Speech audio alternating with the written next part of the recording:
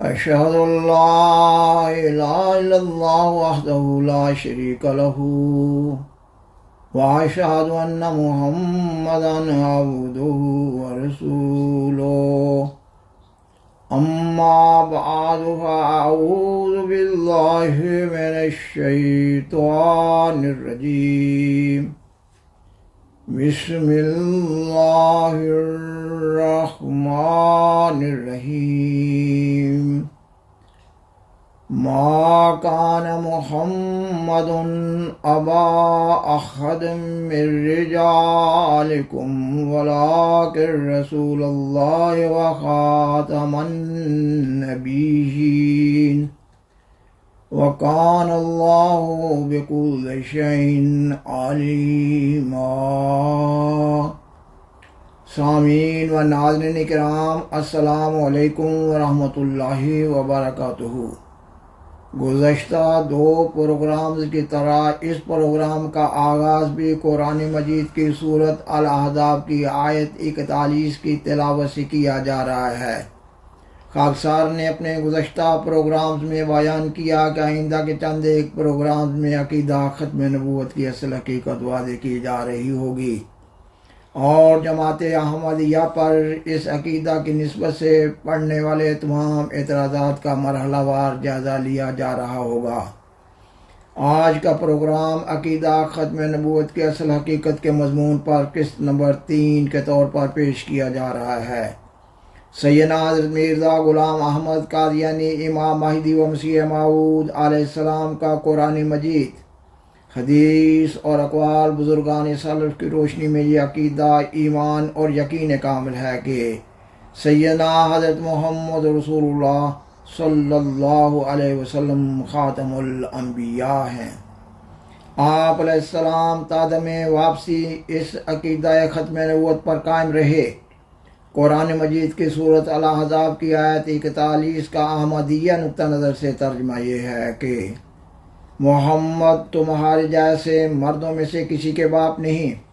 بلکہ وہ اللہ کے رسول ہیں اور سب نبیوں کے خاتم ہیں، اور اللہ ہر چیز کا خوب علم رکھنے والا ہے۔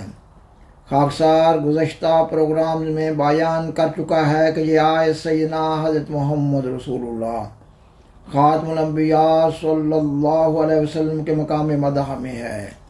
اس لیے اس آیت کا ترجمہ اور تفسیر بیان کرتے وقت اس بات کو بطور خاص ملحوظ خاطر رکھنا ہے کہ آپ صلی اللہ علیہ وسلم کا مقام مدح کسی صورت بھی مجروح نہ ہو رہا ہو، اور خاکسار یہ بھی بیان کر چکا ہے کہ اس آیت میں لفظ خاتم میں حرف تا مقطوع ہے، یعنی یہ ایک ایسا حرف ہے جس کی تا پر زبر ہے، اور لفظ خاتم کا معنی مہور کا ہے، اور خاتم النبیین کا معنی نبیوں کی مہر کا ہے۔ اور یہ بات بطور خاص بیان کرنے کی ضرورت تو نہ ہے کہ قرآن مجید کی زبان فصیح و بلیغ عربی زبان ہے، اس لیے قرآن مجید کی ہر آیت کو قرآن مجید کے اصل معنی و مفہوم اور جملہ تعلیمات کی روشنی میں، اور حدیث، اقوال بزرگان سلف، محاورہ عرب اور لغت عرب کی روح سے جاننا اور سمجھنا ضروری ہوتا ہے، نہ یہ کہ کسی بھی آیت کا حسب منشا معنی و مفہوم بنا لیا جائے۔ خاکسار نے بیان کیا کہ قرآن مجید عربی زبان میں نازل ہوا ہے، اور یہ ایک ناقابل تردید حقیقت ہے کہ دنیا کی کوئی اور زبان قرآن مجید کے فصیح و بلیغ عربی زبان کا پورا حق ادا کرنے کے قابل نہ ہے۔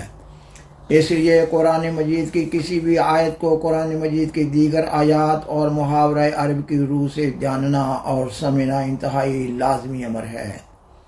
سامعین و ناظرین کرام، لفظ خاتم بمعنی مہر کا انگلش زبان میں ترجمہ لفظ سیل سے کیا جاتا ہے، لیکن لفظ سیل لفظ خاتم کا پورا حق ادا نہیں کر رہا۔ اس لیے خاکسار نے بیان کیا کہ عربی زبان میں لفظ خاتم کے صحیح معنی و مفہوم اور تشریح کی تعین کے لیے قرآن مجید، حدیث، اقوال بزرگان سلف اور محاورہ عرب کو بطور خاص دیکھنا ہوگا۔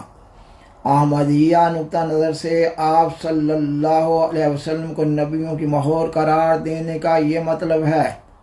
کہ آپ صلی اللہ علیہ وسلم کی مہر تصدیق سے گزشتہ انبیاء کی نبوت متحقق ہو رہی ہے،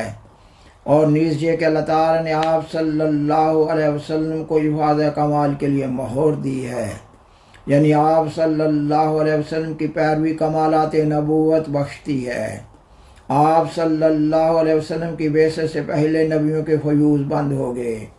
اور آپ صلی اللہ علیہ وسلم کے فیوز قیامت تک جاری ہیں۔ الغرض عربی لفظ خاتم جب کسی جمع کے صیغہ کی طرف مضاف ہو تو اس کا معنی یہ ہوتا ہے کہ وہ ذات اپنی نوع میں اپنے انتہائی کمال کی حامل ہے۔ آپ صلی اللہ علیہ وسلم نے خود لفظ خاتم کو انہی معنوں میں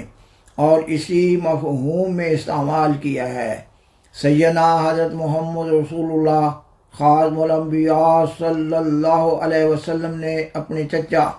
حضرت عباس رضی اللہ تعالیٰ عنہ کو خاتم المہاجرین کا خطاب دیا۔ آپ صلی اللہ علیہ وسلم کے اس قول مبارک کا یہ مطلب تو نہیں ہے کہ آپ صلی اللہ علیہ وسلم کے چچا حضرت عباس رضی اللہ تعالیٰ عنہ کی ہجرت کے بعد امت محمدیہ میں ہجرت کا سلسلہ بند ہو گیا ہے، اور سیدنا حضرت محمد رسول اللہ خاتم الانبیاء صلی اللہ علیہ وسلم نے حضرت علی رضی اللہ تعالیٰ عنہ کو خاتم الاولیاء کا خطاب دیا۔ آپ صلی اللہ علیہ وسلم کے اس قول مبارک کا بھی یہ مطلب نہیں ہے کہ حضرت علی رضی اللہ تعالیٰ عنہ کے بعد امت محمدیہ میں ولایت کا سلسلہ بند ہو گیا ہے۔ تفسیر کی مشہور کتاب در منصور میں ام المومنین حضرت عائشہ صدیقہ رضی اللہ تعالیٰ عنہا کا یہ قول مبارک نقل ہوا ہے، یہ کہ قولوا انہ خاتم الانبیاء ولا تقولوا لا نبی بعدہ،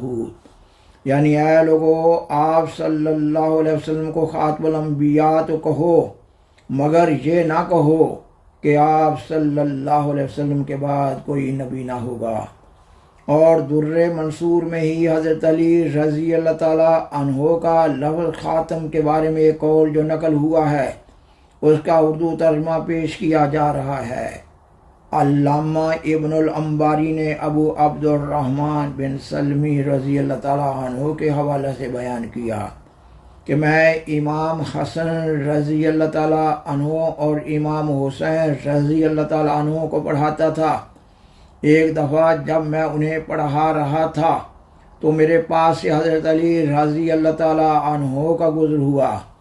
تو انہوں نے فرمایا کہ ان دونوں کو لفظ خاتم النبیین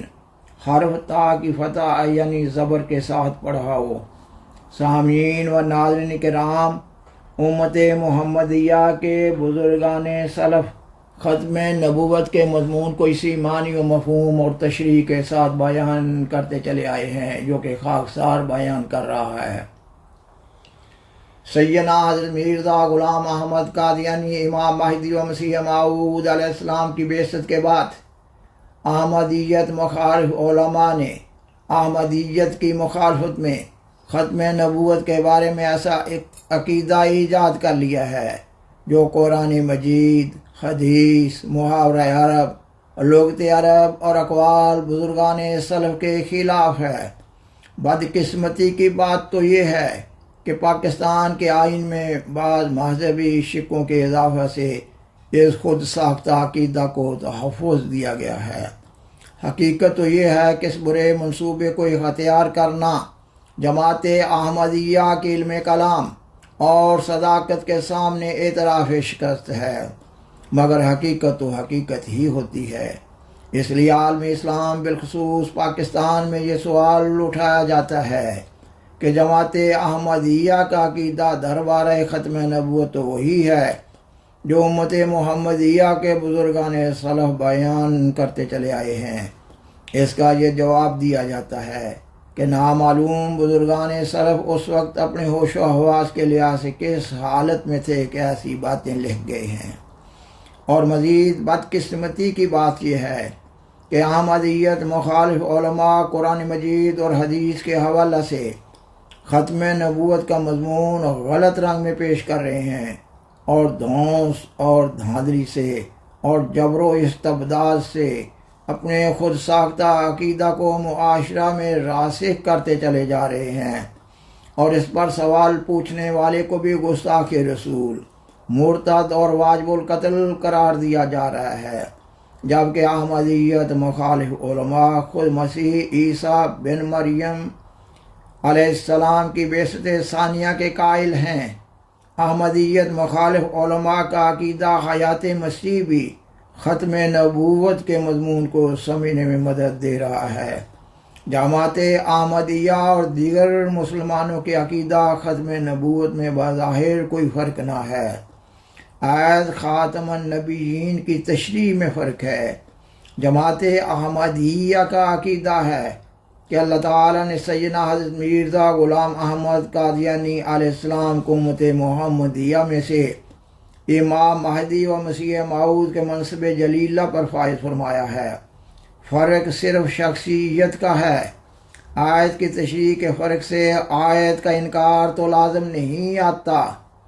آیت کی تشریح کے فرق سے آیت کا انکار تو لازم نہیں آتا، جبکہ جماعت احمدیہ کے عقیدہ ختم نبوت کو قرآن مجید، حدیث اور اقوال بزرگان سلف کی انتہائی مضبوط تائید حاصل ہے۔ یہ فتنوں کا دور ہے۔ یہ کس طرح ممکن تھا کہ فتنوں کے اس دور میں عقیدہ ختم نبوت مجروح نہ ہوتا؟ اس لیے انصاف کا تقاضا ہے کہ امام آخر الزمان کی تعلیم پر گہرا غور و فکر کیا جائے۔ آپ علیہ السلام اپنی کتاب حقیقت الوحی روحانی خزائن جلد 22 کے صفحہ 100 پر بیان فرماتے ہیں، اللہ جل شانہ نے حضرت صلی اللہ علیہ وسلم کو صاحب خاتم بنایا، یعنی آپ صلی اللہ علیہ وسلم کو افاضہ کمال کے لیے مہر دی، جو کسی اور نبی کو ہرگز نہیں دی گئی۔ اسی وجہ سے آپ صلی اللہ علیہ وسلم کا نام خاتم النبیین ٹھہرا، یعنی آپ صلی اللہ علیہ وسلم کی پیروی کمالات نبوت بخشتی ہے، اور آپ صلی اللہ علیہ وسلم کی توجہ روحانی نبی تراش ہے، اور یہ قوت قدسیہ کسی اور نبی کو نہیں ملی۔ سامعین و ناظرین کرام، یہ مضمون ابھی جاری ہے۔ بالآخر درخواست ہے کہ برائے مہربانی اس پروگرام کو لائک کریں، دوسروں سے شیئر کریں، اور حضرہ کرم میں اس چینل کو سبسکرائب کریں۔ جزاکم اللہ تعالی احسن الجزا، وآخر دعوانا ان الحمد للہ رب العالمین، والسلام علیکم ورحمۃ اللہ وبرکاتہ۔ شکریہ۔